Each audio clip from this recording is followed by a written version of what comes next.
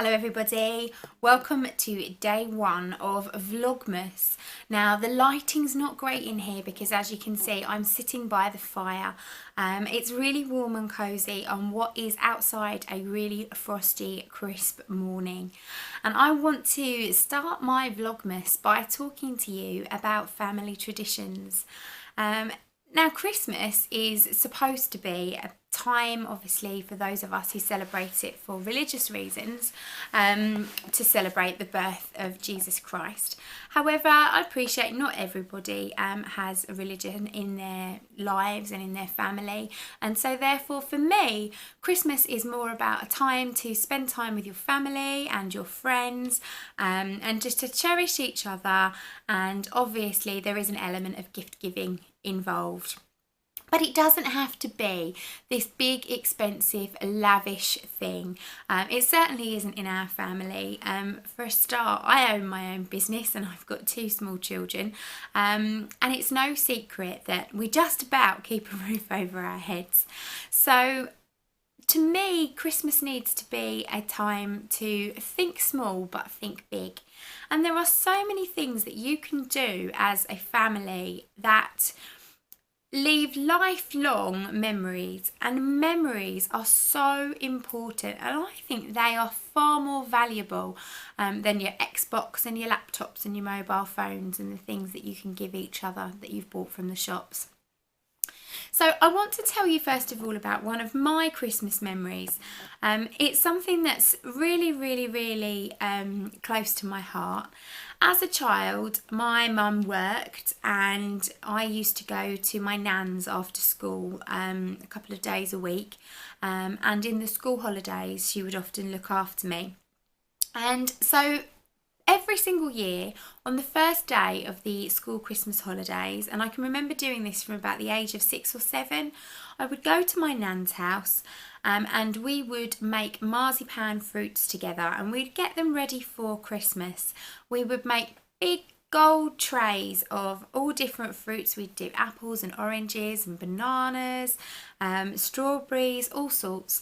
And we would also get dates, and we'd take the seed out of the date, make a little sausage of marzipan and pop it inside, and make marzipan filled dates. And that was something we did every single year together. We'd put the Christmas songs on, we'd drink tea, and it was just something, as a child, I don't think I really appreciated. I did it every single year.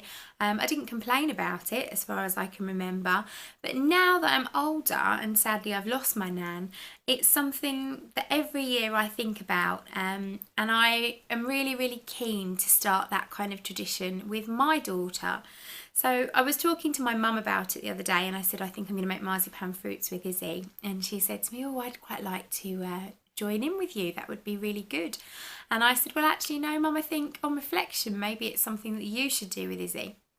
I might help you because I can't resist a bit of marzipan, but I do think it's something that maybe you should do with her in the run up to Christmas, so that you can carry on and keep that tradition alive. And she probably won't really appreciate it at the moment, but I'm hoping that when she's older she'll be able to remember the time spent with her nan, or grandma as she is, making marzipan fruits. So that's my own personal family memory. But in recounting that story to others over the last few weeks, I've actually come across lots of different family traditions that my friends have done, and I think they're absolutely lovely, so I'm going to share them with you.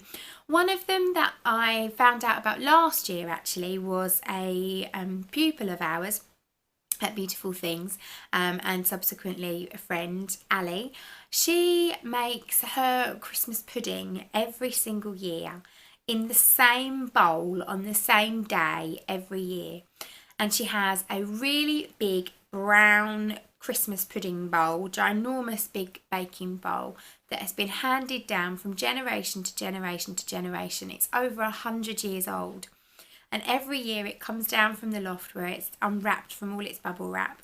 They make their Christmas pudding in it all their Christmas puddings, wash it up, wrap it back up, and it goes straight back up in the loft on the same day. And it comes down every year on the same day, every year, to make their Christmas puddings. And I think that's lovely. So that bowl will obviously be handed down through the generations. It's something so simple, but it's a really lovely tradition to withhold. So another foodie one that I found out about, and I am definitely going to try this year, was one I talked about with my friend Rick, who came down to stay at the weekend. And he was telling me how he used to make cherry bombs with his granddad. And I'd never heard of a cherry bomb, so I asked him what it was. And basically he used to get glacé cherries, prick them with a cocktail stick and leave them to soak in brandy overnight. And in the morning, you'd take them out of the brandy, wrap them in marzipan, put them on a cocktail stick, and then dip them into melted dark chocolate and let the chocolate dry hard. And they sound absolutely delicious, although I have to admit I'm not a massive fan of brandy. So I think I'm going to try them this year, and I'm going to see how I go with some amaretto. So that will be part of Vlogmas, so don't worry, when I make them I will make sure that I film me making them so that you can see how I get on, and perhaps you'd like to try them yourself. I'm also going to try and video my mum and Izzy making the marzipan fruits together as well. The last memory I want to share with you is paper chain making. Now, I can remember doing this as a child. You'd buy the ready-made strips with the little licky bit on the back that tasted like a postage stamp, and you'd lick it, stick it together and make a long paper chain until your tummy felt absolutely awful because you'd licked too much licky stuff. I do remember making them though, and I do remember them getting hung up. So I wasn't surprised when I was out and about the other day to discover that you can actually still buy paper chain strips. So if you didn't know, these ones I picked up in Home Bargains, and they were 99p. You can see you get loads of them. It tells you there's 200 links in here, which will make about 10 metres of paper chains. And there's 4 different Christmas designs. But the nice thing with these is, unlike the lick, they've actually got a little peel off section on the back of self-adhesive sticky, double-sided sticky tape. So I bought these for our family, and I'm going to sit and make these with Isabel and Tom at some point so that we can hang them from our lounge light. One of my own personal traditions, and I've done this for the last 7 or 8 years, is that every year I've bought a new decoration for our tree, and it's only something simple. I just buy something that I like personally, not for anybody else, completely for me. So this year's Christmas decoration, you may have seen if you follow my vlog, is just this little Christmas guy. He's like a little music man. He's hard to show in the light, but if you have a look at my Things I Love post, you'll see him on there. So I bought him this year. Obviously, Christmas isn't just about family, it's about friends too.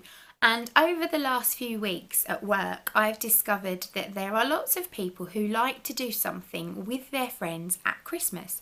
So for myself, it's normally just a girly get together. We might go up to London and see the Christmas lights or go for dinner. But for a couple of my customers, every year they like to do something crafty with their friends.